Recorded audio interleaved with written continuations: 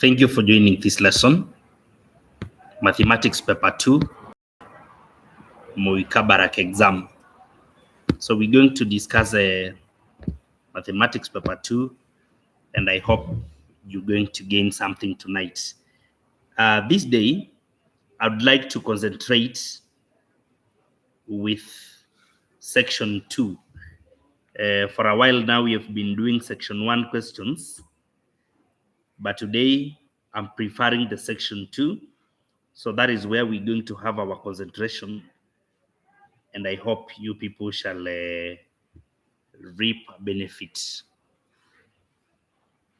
Make sure you subscribe, make sure you share, so that you may invite a friend. So the lesson is going to be great. Be around and all shall be well. So let me go to Section 2 of this paper. Yeah, number 17. We are answering only 5 questions. That is according to the instructions, and that is what a candidate should do. But for our case, we shall do them consecutively. So we will not be selecting anything, but it is advisable for every candidate to make a choice of his or her best 5 questions. 3 consecutive terms of a GP are x plus 2, x minus 2, and x minus 5. Find part A, the value of x.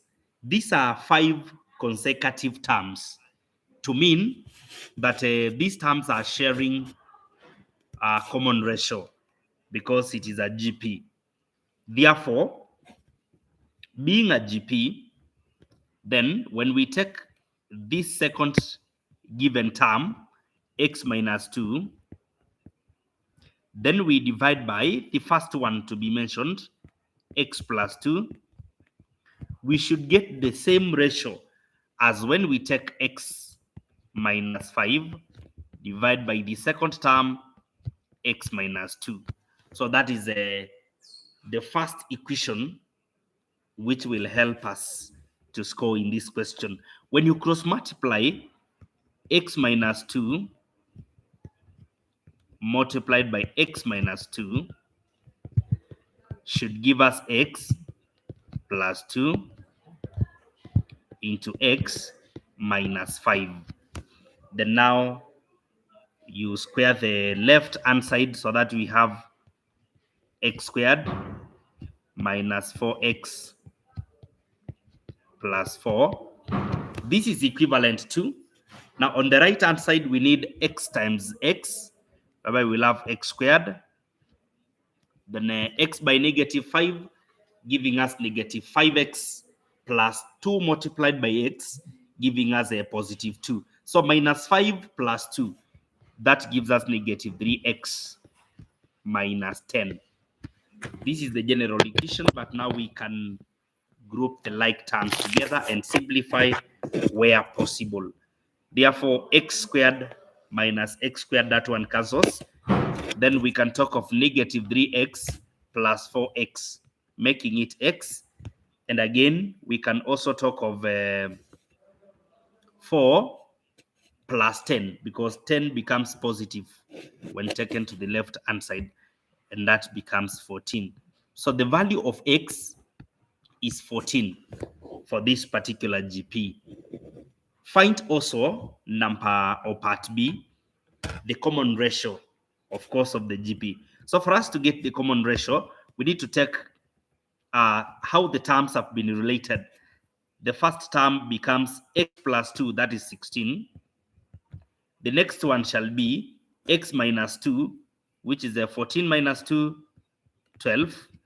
Then the third one shall be x minus 5, which is a positive 9. So in other terms, or in other words, this is a decreasing GP. With a decreasing GP, then we should know that the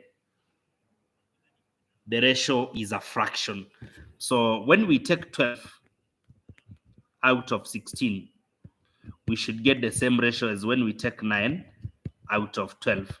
And this is 4 out of 3 when we simplify 3 over 4, sorry. 3 over 4, because by 4 we are getting 3, and by 4, 4. Therefore, 3 over 4, 3 quarters, which can also be simplified to 0.75. So this one is the common ratio for the given geometric progression.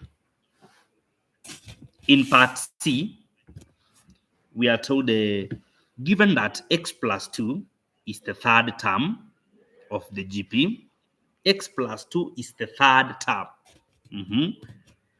Find part 1, the first term, giving your answer as a mixed fraction. Therefore, if this is the third term, then it means we can get the second and also the first.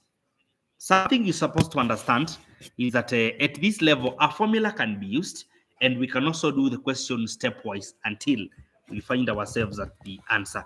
Therefore, x plus 2 means, remember we found x to be 14, so plus 2, this gives us a 16. This one is the third term now.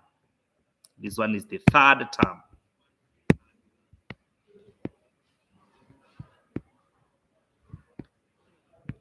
What you're supposed to know is that a common ratio is being involved in this question, and we can say that when the second term, if we let the numbers to be x1, or the numbers can be let to be y.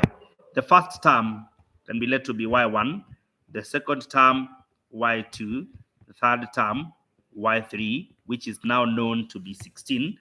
Then we can say that from the second to the third, this was multiplied by the r for it to give us 16. So what was this second term, which was multiplied by the ratio to give us the third term? And this is going to be exactly 21.333, which is 21 and a third. 21 and a third. Okay, this now becomes our second term. Now we will say again that our first term was multiplied by the same common ratio for us to arrive at the second term. So with this, now the first term will be given us, the first term A will be given us 21 and a third divided by 0.75. And this will give us 28 and 4 over 9. Remember, we're supposed to give the answer as a mixed number. The same can be obtained when we say that nth term is usually given by a r n minus 1. Therefore, we can say the third term, which is 16, is being given by a known first term multiplied by r 0.75 raised to 3 minus 1, because it is our third term. Therefore, we can remain with a by dividing 16 by 0.75 squared. So this will give us exactly the same value of answer, 28 and 4 out of 9. So this is the value of the first term in the given progression. Thank you so much for following. Continue subscribing, continue inviting friends. We are now in the third part, the second part of C. The sum of the first 6 terms of the GP, of course, correct to 2 decimal places. Therefore, sum of a given number of terms is given by, it's good we work with our ratio. The common ratio in this question is a fraction, or rather a value smaller than 1. Therefore, the sum of a given number of terms will be given by a into 1 minus r power n, then divided by 1 minus r. This formula is used in cases whereby the absolute value of the common ratio is usually less than 1. Usually less than 1. Like in our case. Therefore, the sum of the first 6 terms will be given by A, which is 28 and 4 over 9. Yeah, 28 and 4 over 9 into, that is A into 1 minus 0.75 raised to power 6. Then everything divided by 1 minus 0.75. Therefore, this will become a quarter, then it will divide there, and we will find ourselves having 113.78 multiplied by 1 minus 0.75 power 6. This will be 0.82202. So that when now we work out to 2 decimal places, we will have 93.53. 93.53. So that is how we work out such a question. Remember, if this was a GP whereby the value of R is greater than 1, the absolute value, then the sum of terms would have been given by A into R power n minus 1 divided by the value of R minus 1. This is a case where the absolute value of R is greater than 1. But in our case, we add the absolute value of R being less than 1.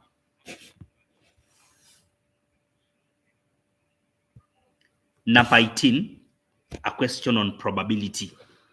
Number 18 is a question on probability. Thank you so much for following. I can see you are really tuned in and seriously following. This is great. This is seriously recommended. Remember to invite a friend. Remember to share with a friend. Thank you so much. Okay, let's continue now with number 18. But it's good for me to remind you that whenever you'd like to purchase airtime for any network, be it Safaricom, be it Airtel, be it Telcom, you are advised to use this convenient way of doing so, whereby you go to the M-Pesa, Lipa na M-Pesa, then the pay bill number is 737356. The account number is the number that you'd like to purchase airtime for. So you key in the number, then you go to amount, the PIN, and you complete your transaction. The pay bill number remains 737356. Utilize this and invite your friends and families. Thank you so much for the continued support. Number 18. A Form 1 stream at Butere Mixed Day Secondary School has 15 boys and 25 girls. The probability of a girl reaching Form 4 is 2 out of 5, and that of a boy is 3 out of 5. If a girl reaches Form 4, then the probability that she gets employed is 2 out of 3, while the probability that a girl gets employed without reaching Form 4 is a third. If a boy reaches Form 4, the probability that he gets employed is 3/4, while the probability that a boy gets employed without reaching Form 4 is 1/4. Part A of the question: draw a tree diagram to illustrate the above information. Draw a tree diagram to illustrate the above information. When you go to this particular Form 1 stream, that's where I'm beginning from. When we just enter Butere Mixed Day Secondary School, in a certain stream of Form 1 and we enter the class. Now, there is a probability of encountering a boy or a girl. That is the basic information that we have. Because the numbers of the students in both genders are not equal, the probability of a girl and a boy is not half. It's going to be, we just begin at a point here. When you enter this Form 1, you can pick a boy, you can pick a girl. Picking a boy, because we are told that the boys are 15, then the probability will be 15 out of the total students, 40. Then a girl, 25 out of 40. That is the probability in the first bracket. We proceed. The probability of a girl reaching Form 4. So when now we pick a girl, this girl can reach Form 4 or not. So the girl can reach Form 4 or fail to reach Form 4. And a girl reaching Form 4, there is a probability of 2 out of 5. So if the probability is 2 out of 5, then not reaching Form 4 becomes 3 over 5, because reaching Form 4 and not reaching Form 4 are two mutually exclusive events. Their probabilities must add up to 1. What about a boy? We are told that of a boy is 3 out of 5. So a boy reaching Form 4 is 3 over 5, which means a boy not reaching Form 4 is 2 over 5 for the same reason. We proceed again. We talk of if a girl reaches Form 4, the probability that she gets employed is 2/3.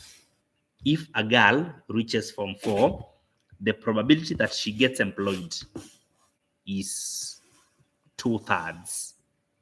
Gets employed 2/3. So a girl reaching Form 4, she can get employed or not employed. If she reaches Form 4, getting employed is 2/3, which means not being employed is just 1/3. It's just 1/3. While the probability that a girl gets employed without reaching Form 4 is 1/3. So a girl can still fail to reach Form 4 and get employed. And getting employed in this particular case is 1/3, which means not getting employed is 2 out of 3. In a probability tree diagram, we usually list the events at the end of a branch while the respective probabilities alongside the branches. Let's look for the case of a boy. If a boy reaches Form 4, the probability that he gets employed is 3 over 4. So when a boy reaches Form 4, getting employed is 3/4, which means not getting employed is 1/4 for this particular case. Then we are told again that while the probability that a boy gets employed without reaching Form 4 is 1/4. So when a boy has not reached Form 4, he can still get employed, but at a probability of 1/4. So getting employed here now is 1/4, which means not employed is 3/4. So now we have drawn a probability tree diagram which is displaying all the possible outcomes. All the possible outcomes. Okay. Again, I've been advising learners, whenever you are done with the probability tree diagram, it's usually good, not a must, but good for you to list all the events now at the end of all the branches. For example, in the first case, we have a boy finishing getting employed, boy finishing no employment, then boy not finishing but getting employed, boy not finishing, no employment. Then now we go to the cases of the girls. Girl finishing, employed. Girl finishing, not employed. Girl not finishing but getting employed. Girl not finishing, not employed. So now we have listed all the possibilities at the end of the branch or at the end of the tree diagram. Using your tree diagram, determine part 1, the probability that a girl gets employed. Probability a girl getting employed, there can be several scenarios. For example, we can talk of probability getting employed. This is a girl getting employed. And this is also probability a girl getting employed. So a girl can get employed when she has finished Form 4 or even when she has not finished Form 4. So we talk of probability girl finishing Form 4 getting employed, or probability girl not finishing Form 4 but getting employed. There is that probability. So let's look at this. We will talk of now. The first case is girl 25 over 40, finishing 2 over 5, getting employed 2/3, or which means addition, a girl not finishing Form 4, so 3 over 5, and still getting employed, which is 1/3. And when you compute all this, then you shall get yourself a value equal to 7 out of 24.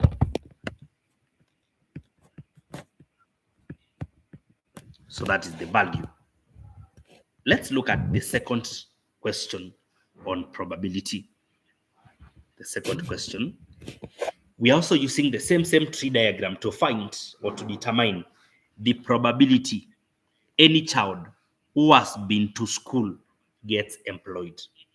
Any child who has been to school, whether they finished or not, they just went to school.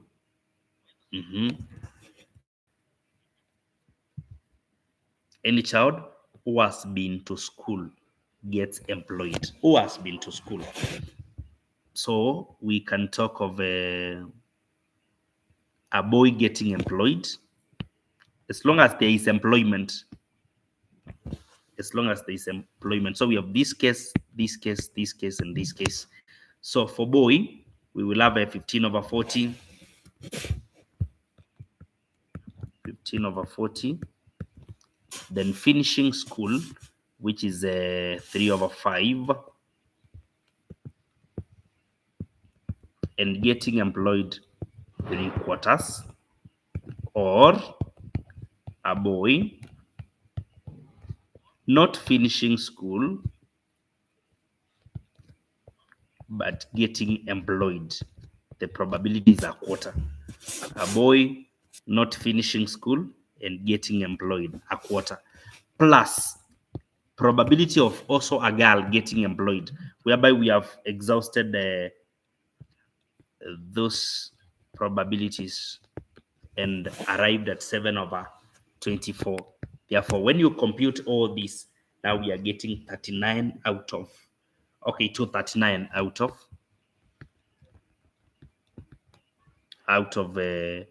480. So that is the probability that a student gets employed.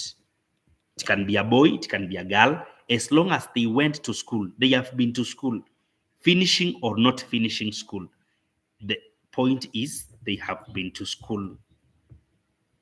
They have been to school.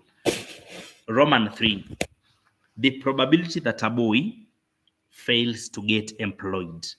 Probability a boy gets to fails to get employed. So it's probability, this is a boy, finishes school and fails to get employed, or probability a boy fails to finish school and fails to get employed. As long as there is failing to get employment, that is what we want. So a boy, 15 over 40, multiplied by finishing school, 3 over 5, and no employment, which is a quarter. Or a boy not finishing school and no employment.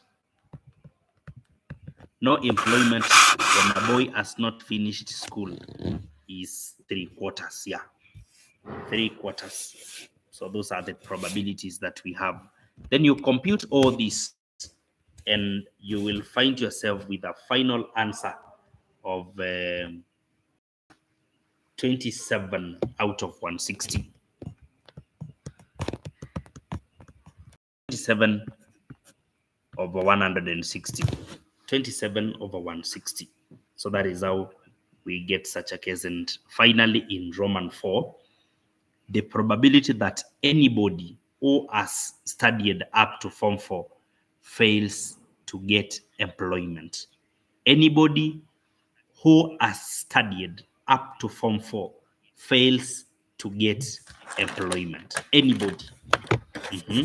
That means it can be probability a boy goes to Form 4 who has studied and fails to get employment, or probability a girl finishes Form 4 and fails to get employed. Therefore, probability a boy, 15 over 40, finishes school, 3 over 5, no employment, a quarter. Or, which means addition, a girl, 25 over 40, a girl finishes school.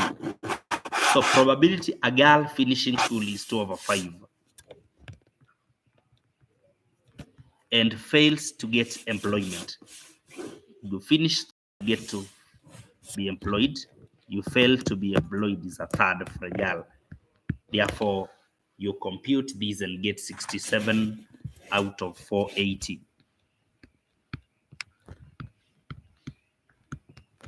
So that is how we all the probabilities in that particular case. So we are through with the probability question, and now we should adjust to number 19, which is a question on three-dimensional geometry.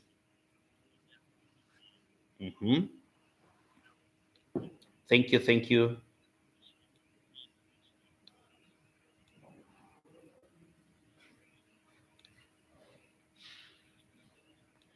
Thank you, Kennedy Odiampo, together with everyone else. Thank you, thank you. Poroko friends following. Wow, this is nice. This is nice. Bavuni Sek. This is in Nakuru in the house. Thank you so much. Thank you, thank you. Let's now continue with the paper. As we continue, remember the best method or the best approach that you can use to acquire airtime from any network is using the pay bill. You go to Lipa na M-Pesa, you use our pay bill. This is a pay bill for shifting grades.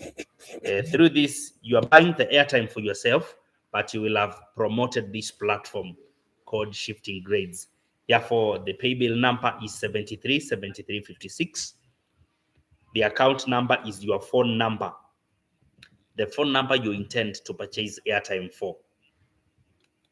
Then you go now to the amount, the PIN, and you complete your transaction. The airtime will reflect instantly. So you can purchase airtime through this simple procedure. We appreciate for the continued support. Number 19, three-dimensional geometry. The diagram below shows a right pyramid. A right pyramid, VP QRS with V as the vertex and rectangular base PQRS. PQ 3 centimeters, QR 4 centimeters, and the height of the pyramid 6 centimeters. M and N are the midpoints of P, Q, and QR, respectively. P, Q, and QR, respectively. So this is to mean that M is the mid here, N is the mid here. Calculate the length PV, the length PV, PV. We can all see the length PV. Therefore, we can proceed to calculate it. The first thing I would like us to do is we obtain the diagonal. The diagonal PR can be easily calculated because we know that PQ is 3 centimeters and QR is 4 centimeters. So using Pythagoras theorem, because the base is rectangular, then there is an angle at Q, which is right angled. And therefore, 4 squared plus 3 squared, and we obtain the square root, we'll get 5 centimeters. Now with 5 centimeters, and we've been given the height as exactly 6 centimeters, that means when we have the center at that point, then we can talk of now, this can be called the center O centimeters. So that OR is also 2.5 centimeters. Therefore, we have those measurements. The height has been given as 6 centimeters. 6 centimeters. So now with 6 centimeters and 2.5 centimeters, we can use again Pythagoras theorem for us to get PV. So PV is going to be given as 6 squared plus 2.5 squared, the square root. So this is going to be exactly 6.5 centimeters. 6.5 centimeters. The angle between something else to be calculated. The angle between VPQ, face VPQ, VPQ, the face that you can see, this one, the face which has those 3 sides, and also the base. The base is PQRS. So the angle between the base and, or rather the angle between 2 planes.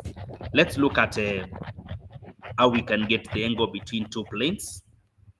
The angle between 2 planes. Remember, from the top to exactly at the middle, we have 6 centimeters.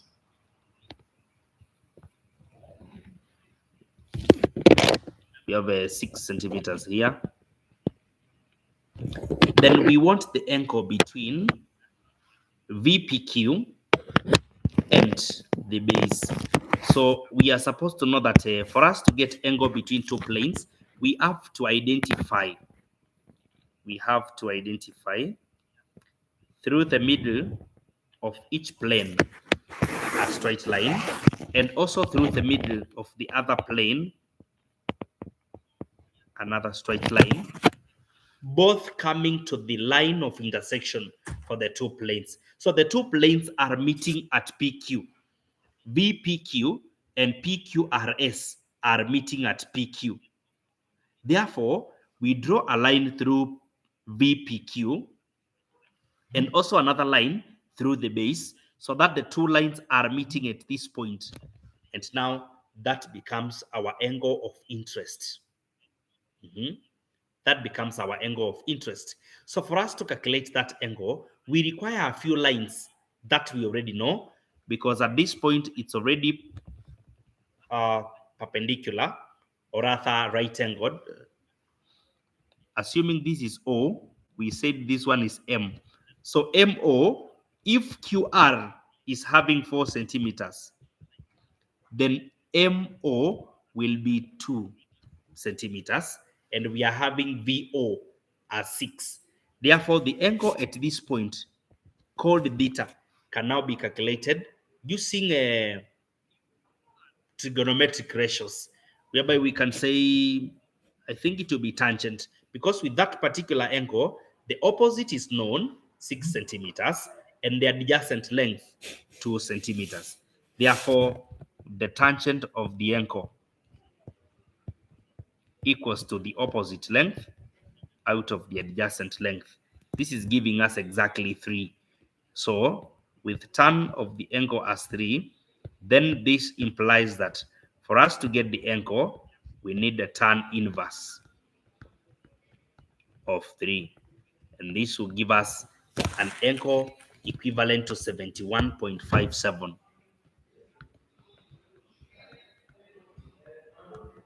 degrees. So that is the angle, 71.57 degrees. 71.57 degrees. So thank you so much for that. There is also part B, whereby there is Roman 1 and Roman 2. Roman 1 is about the slanite VM and VN. Let's look at the two angles. VM and VN. Remember, VN will be along this plane. This is where VN is going to be. Therefore, again, we apply Pythagoras theorem for us to get VM. We need 6 and 2. Therefore, the hypotenuse will be obtained. It will be our VM, and it will be 6 squared plus 2 squared, the square root. 6 squared plus 2 squared, the square root. 6 squared plus 2 squared, the square root. That will be 6.325 centimeters. This is a MN. Then for VN, then we need to use, let's check VN. We need to know that with VN, we have to identify ON. If PQ is 3 centimeters, then ON is going to be half 1.5. So for us to get VN, we need 6 squared plus 1.5 squared. 6 squared plus 1.5 squared. Then we take the square root. This is going to be 6.185 centimeters. And finally, there is part 2, whereby we are told to find the surface area of the pyramid. So for this pyramid, there are 4 triangular faces and 1 rectangular base. So we have 5 faces. And that is the area we shall be obtaining. So area of a pyramid, we need the base first of all. The base will be 3 by 4, giving us 12 square centimeters. Then there are some faces which are similar or equal. VPQ together with VRS. VPQ, sorry, together with the VRS, we need half multiplied by a base of 3 times a height. The height of VM. The height of VM is the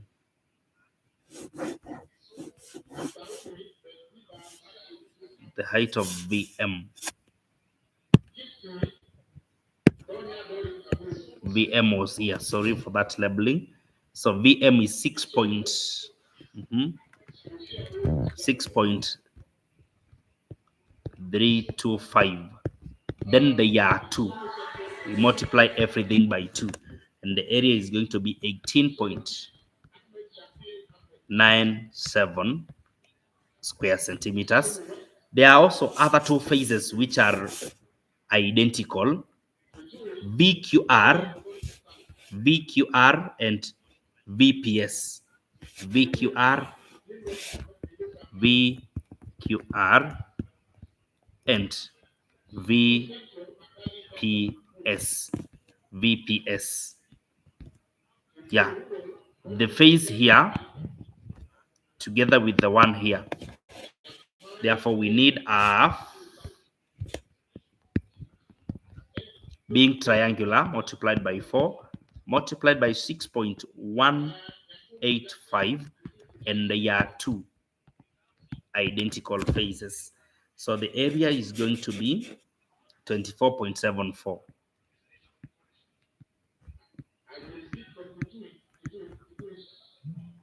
Square centimeters. Then now we can talk of total surface area, whereby we add now 12 plus 18.97 plus 24.74, and this is exactly going to give us 55.71 square centimeters. So that is the area, or the total surface area for the pyramid.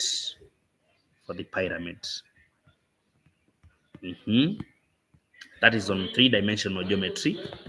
Then there is another question here, number 20. Number 20 is on longitudes and latitudes. So this is another question that students are supposed to take very serious, because it's an area which is examinable.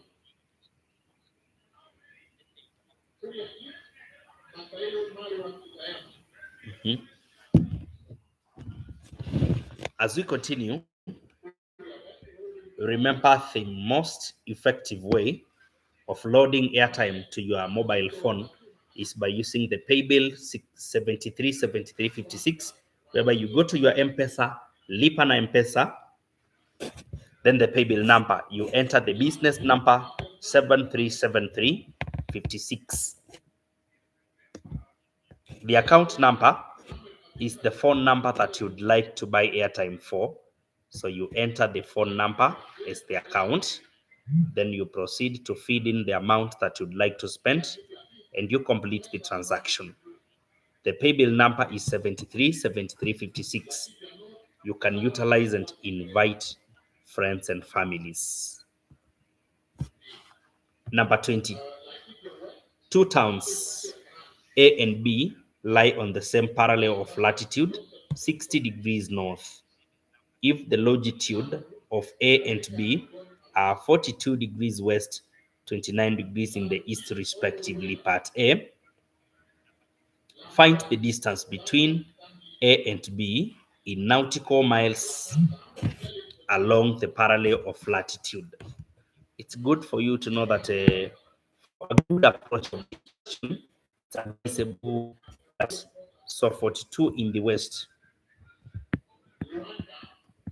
42 in the west, and in the east. So this is where A is going to be. 29 in the east. Therefore, positions now are known. This is A, this is B. Find distance in part A between A and B in nautical miles along the parallel of latitude. So along the parallel of latitude, we should know that a distance in nautical miles along a small circle is usually given by 60 multiplied by the angle difference between the two places, cosine of the latitude where the two places lie. Therefore, 60 multiplied by the angle between the two places. From 29 east to 42 in the west, there is 71 degrees. then cosine of 60. This is going to give us exactly a distance of, let me check the computed distance, that is 2130.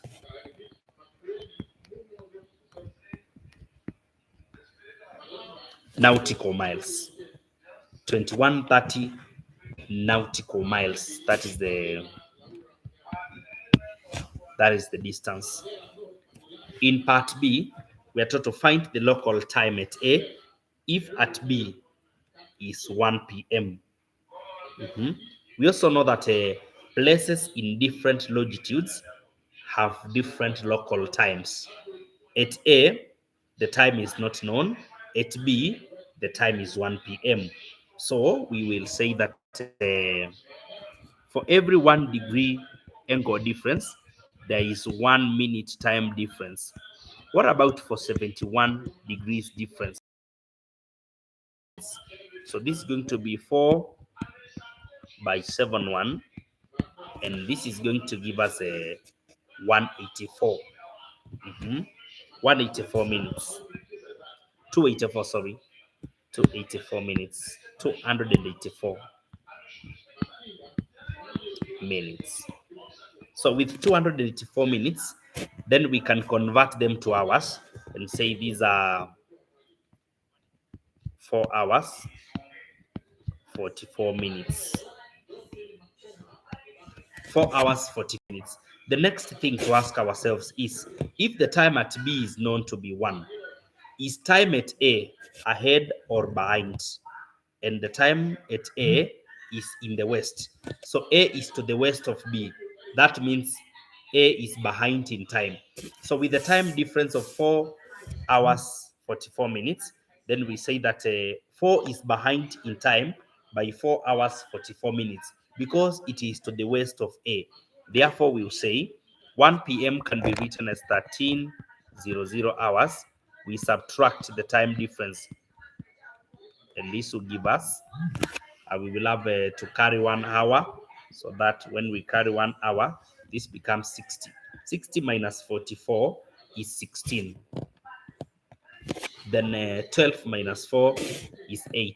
So we can have 08 hours as the time at B, or the same time can be written as 8:16 a.m.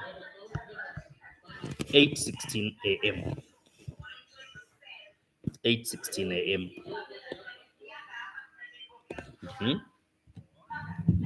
We can talk of part C. How did you get 71 degrees? There was the angle difference here. We are saying that B is to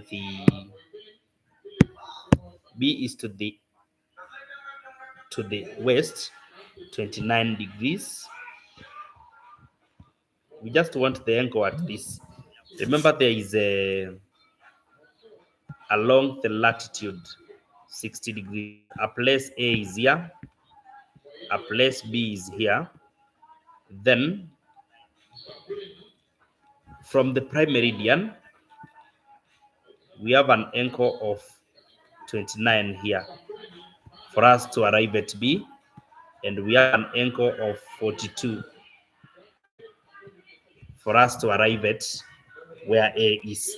So the angle difference now, because the two places are on opposite sides of the prime meridian, we usually add the respective longitudes.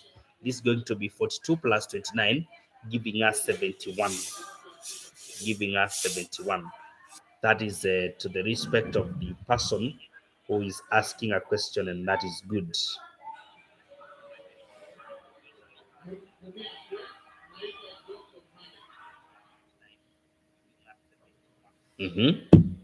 Find the distance between A and B in kilometers.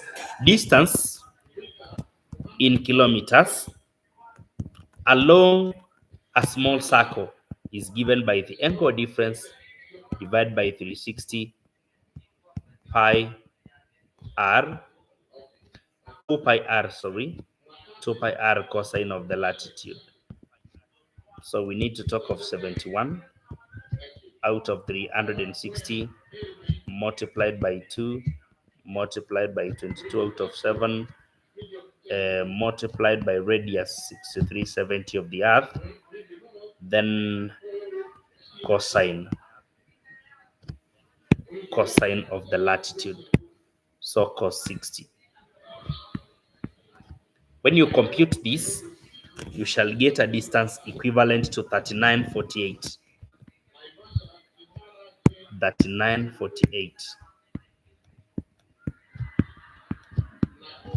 3948.39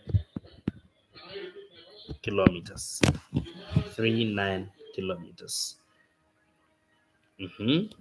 Part B. If C is another town due south of A and 1001 kilometers away from A, find the coordinates of C. We are finding the coordinate of C. Finding the coordinate of C. Yeah, thank you for being around. I can see you people are still watching, and this is good.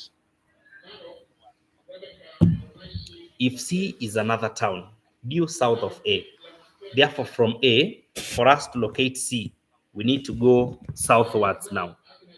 Southwards. That means it is exactly along the same longitude, which is 42 in the west. So when we go downwards for 1001 kilometers, we will arrive at C.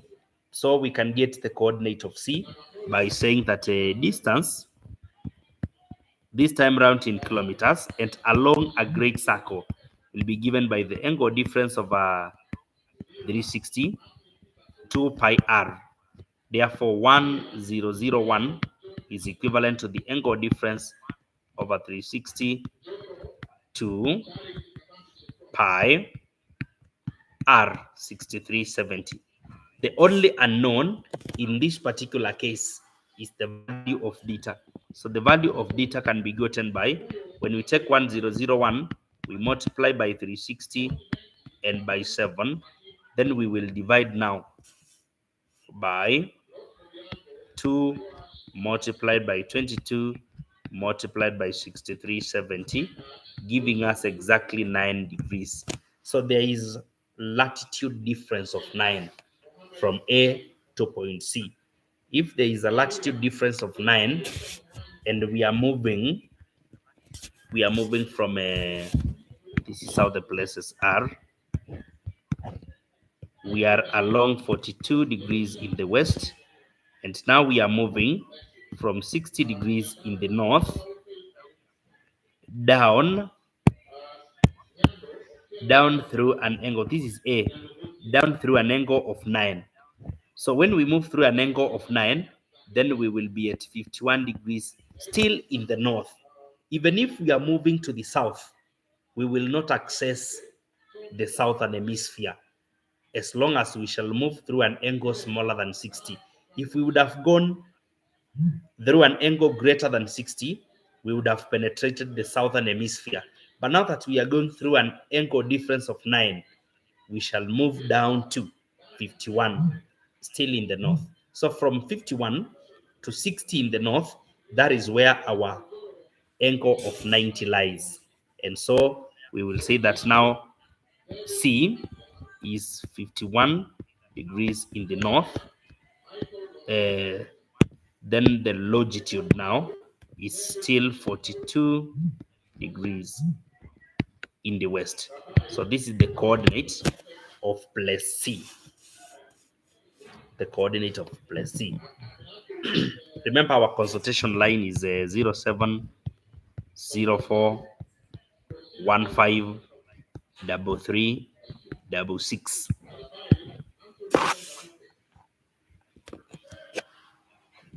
So that is the line you can reach us through.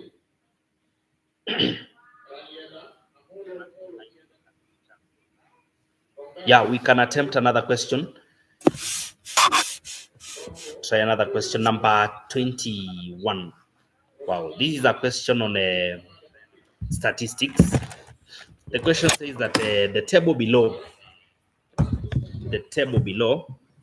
shows marks scored by students in a mathematics test. The marks scored by students in a mathematics test. We have the marks in their respective classes, then the number of students scoring the particular marks. The first thing is draw a cumulative frequency curve to represent the information. A cumulative frequency curve is also known as ogive. So in simpler terms, we are calculating the ogive to represent this data. Now for us to draw ogive, we need to plot cumulative frequencies against the upper boundaries.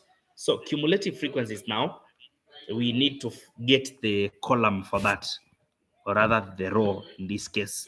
So cumulative frequencies now can be obtained first, whereby we start with 2, the first one, then 2 plus 3 gives us 5, 5 plus 8 gives us 13, 13 plus 12 gives us 25, 25 plus 15, this will give us exactly 40, 40 plus 6, 46, and finally 46 plus 4, giving us 50. So the total number of students who sat for this test were 50, and those are the cumulative frequencies. Now we need to come up with a vertical axis bearing the cumulative frequencies.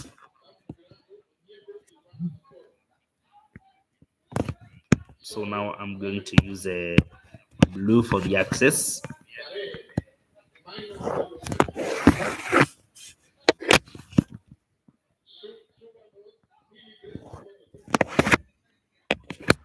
Then on the horizontal axis, we shall have the upper boundaries there, or simply the marks.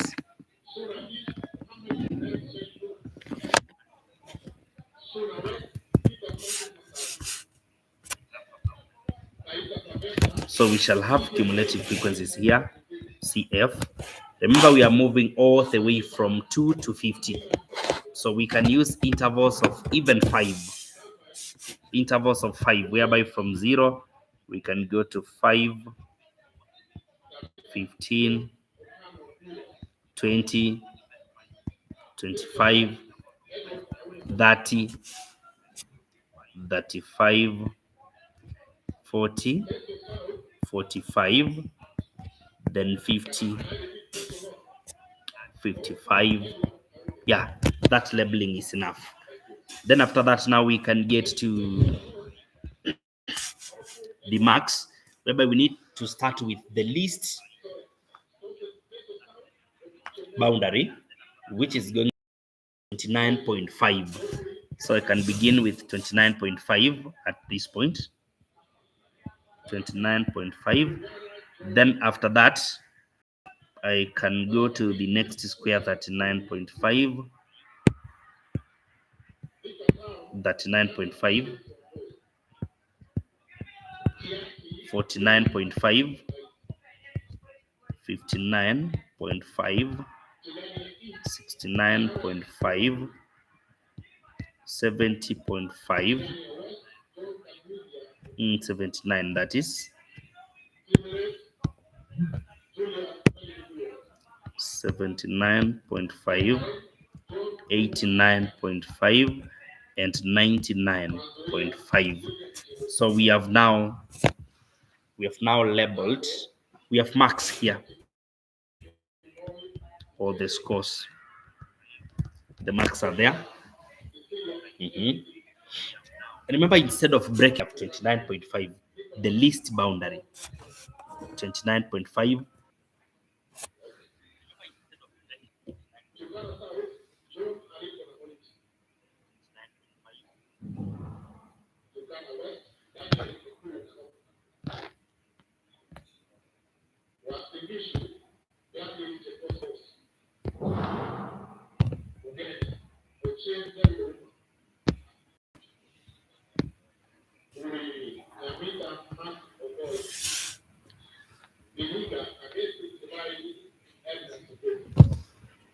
Yeah, we are continuing.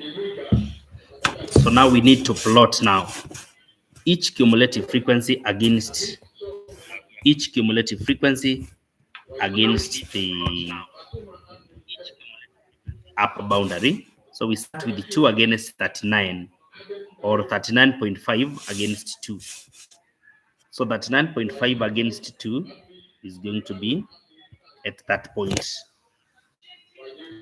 The next one is 49.5 against 5, against 13. There must be a serious mistake in my labeling, because after 5 I should have gone to 10. Sorry for this. Take that. 25, 30, 35.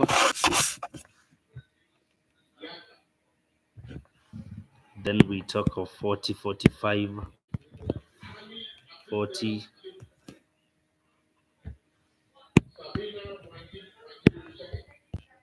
45, 50, 55. Yeah, that way. So now we are talking of a 59.5 being plotted against 13.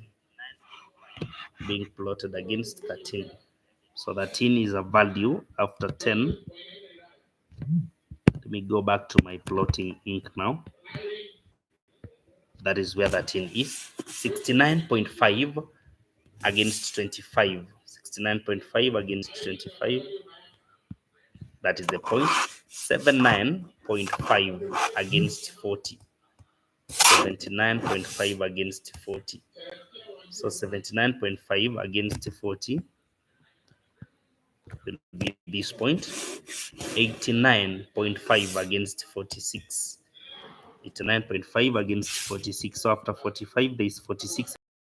And finally, 99.5 against 50. Against 50. So this is now the plotted, these are the plotted points. These are the plotted points. We need now to come up with the ogive itself. But I'm going to use a different color altogether.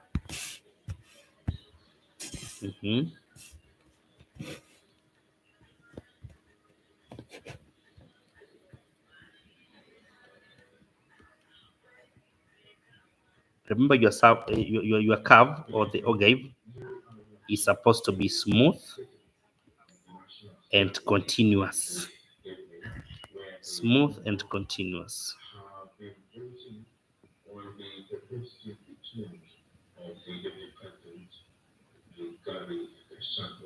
Smooth and continuous.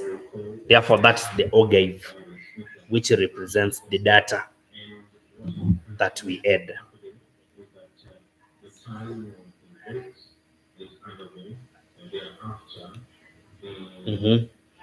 So after drawing the ogive, we have some questions that we can respond, like Roman 1 in part B. Find the median. The median is the mark scored by the middle student. So the middle student, when total is 50, the middle student is the student who is the 25th position. So we need to identify the 25th student and the score that they had. Therefore, we can talk of the 25th student and the score that they are having. So we go to student number 25. Then along that, now we can read the mark scored. So down there, we are seeing the mark is 69.5. So the median is 69.5. That is the median mark. The quartile deviation. But for us to get the quartile deviation, which is also called the semi-interquartile range. The semi-interquartile range we need to get Q3 minus Q1 divided by 2. So we can begin by getting Q3, the value. Q3 means 3/4 of this data. So 50 multiplied by 3/4. 3/4 of 50 is 37.5. 37.5, which is approximately 37. So the 37th student and the mark that they have.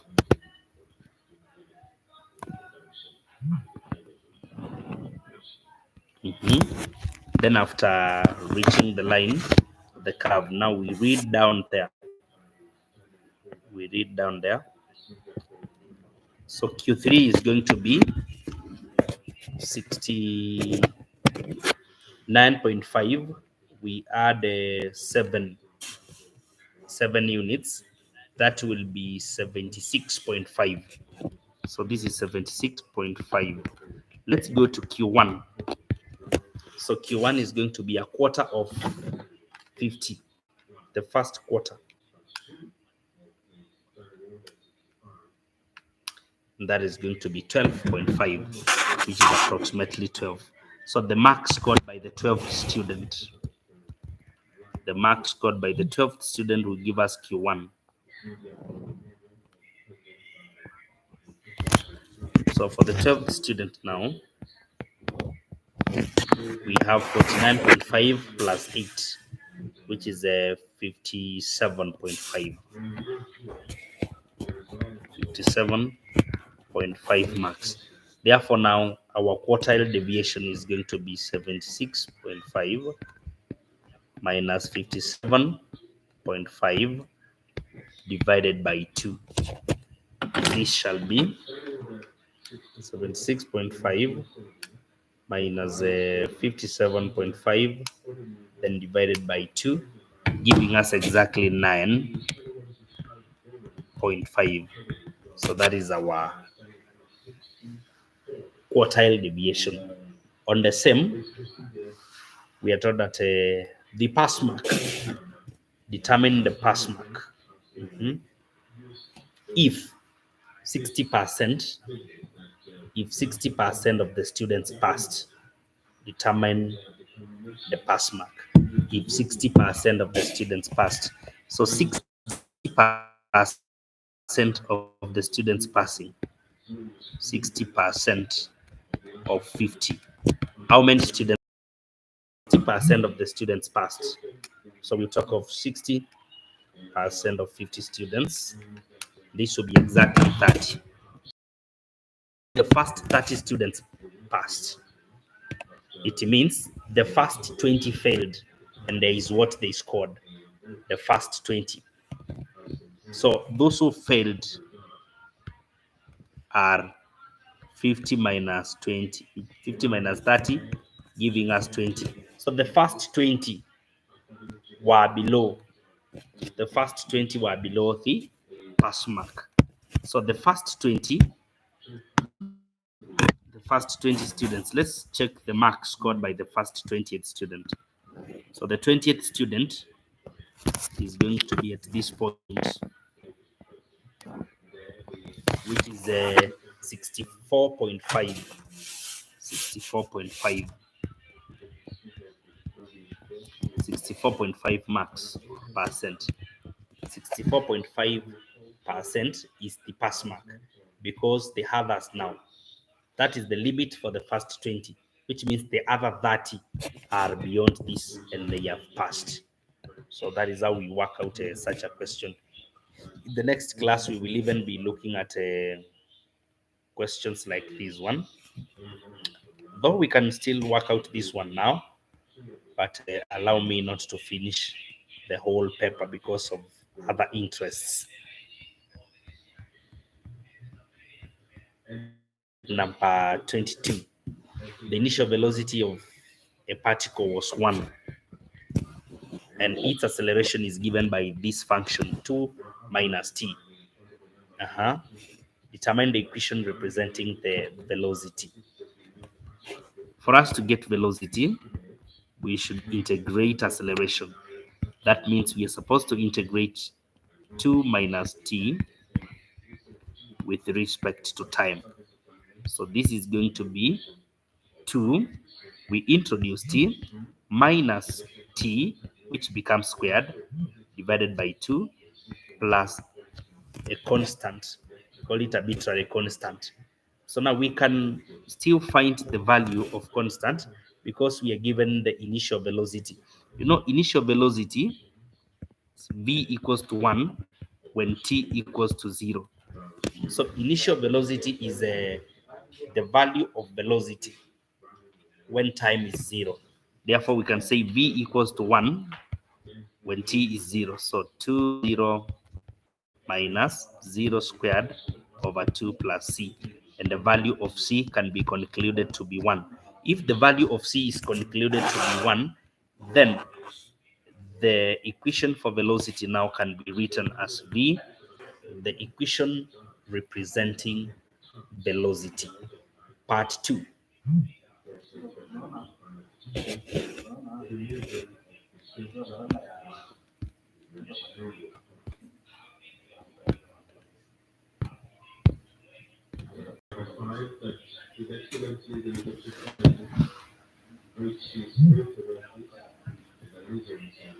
Yeah, in part 2, find the velocity of the particle during the third second. So during the third second, we need the velocity after 3 seconds minus velocity the particle had covered. Velocity during the third second, sorry. This is an accelerating particle. Therefore, velocity during the third second is going to be v when t is equivalent to 3. And therefore, because we have velocity function, then it will be 2 into t minus half t squared plus 1. Then we compute the value now. So 2 into 3 minus half 3 squared plus 1. This is going to be 2.5 meters per second. 2.5 meters per second. There is another question. Find the equation representing its distance t seconds after the start. For us to get distance, which I can call distance s, we need to integrate velocity. Therefore, we will be integrating the function 2t minus half t squared, 2t minus half t squared plus 1 with respect to time. This is the function to be integrated now. And this shall be 2t. Remember, t becomes squared, so 2 will cancel, minus 1 out of 6 t power 3, because t becomes power 3 and the 3 divides. There is already a half, then plus t plus a constant whose value is not known. A constant whose value is not known. Then finally we are told to what was the distance covered by the particle during the first 3 seconds. So during the first 3 seconds, we now take our function. The displacement is going to be t squared minus a 6 t power 3 plus t plus c. And because we are talking of the first 3 seconds, it will be from 0 to 3. From 0 to 3. So now we can get the value of the displacement, or rather distance. So we talk of 3 squared minus 1 over 6 into 3 power 3, then plus 3, and this will give us 7.5. 7.5.